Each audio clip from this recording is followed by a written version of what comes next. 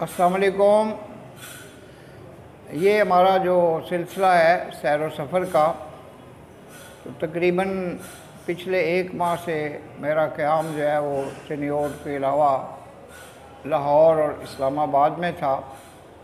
और उसका एक बड़ा मकसद जो मेरा चैनल है उसके सिलसिले में बाखबर अहम शख्सियात से मुलाकातें थीं।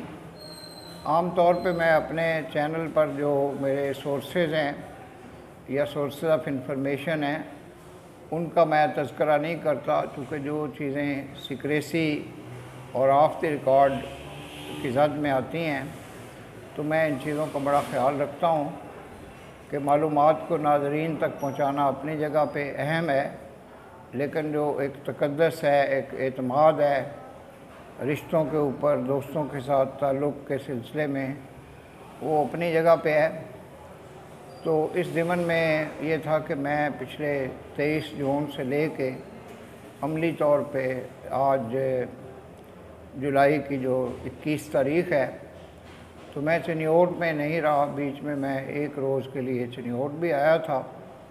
तो अगरचे चिन्योट के अहबाब से और रिलेटिव्स से मुसलसल रब्ता रहा, लेकिन गुज़श्ता एक माह में जो ज़्यादा मेरा ताल्लुक़ रहा है वो पार्लियामेंट में जो पाकिस्तान नेशनल असम्बली में और जो सैनेट में तकारीर हुई हैं मुख्तलिफ़ सियासी शख्सियात की, जिनमें जनाब ख्वाजा आसिफ साहब सर फ़हरिस्त हैं, तो न सिर्फ़ उनको देखा बल्कि इस्लामाबाद में बाज़ अहम शख्सियात से भी जो सियासी सूरत हाल थी, जो मुल्क का जो आइनी मुस्तक़बिल है उसके हवाले से तबादला ख़्याल हुआ।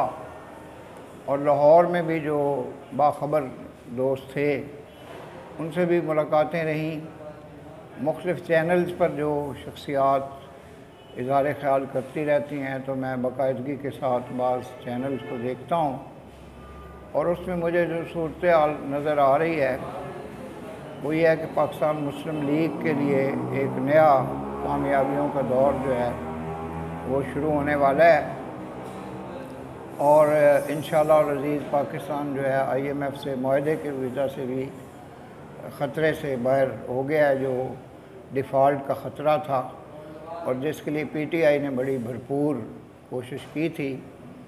तो मैं अपने आने वाले प्रोग्रामों में अपने जो करीबी और अज़ीज़ तरीन दोस्त हैं जनाब नासिर अली साहब और उसके अलावा जिन दोस्तों से मेरा मुसलसल रब्ता रहा, तो मैं अपने आने वाले व्लॉग्स में उनका तफसील से तज़किरा करूँगा।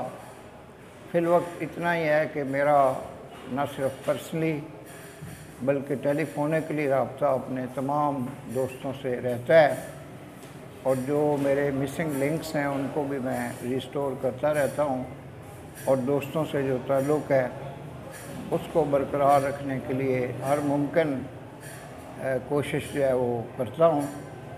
तो नए आने वाले काजी इकराम बशीर ऑफिशियल यूट्यूब चैनल को सब्सक्राइब करें, बेल आइकन को पुश करें। मैं अपने प्रोड्यूसर जनाब फ़याज़ अहमद अली का शुक्रगुज़ार हूँ जो मेरे ख़यालात को आप तक पहुँचाने के लिए अपनी तमाम तर कोशिशों और सलाहियतों को बरूए कार लाते हैं। पाकिस्तान जिंदाबाद।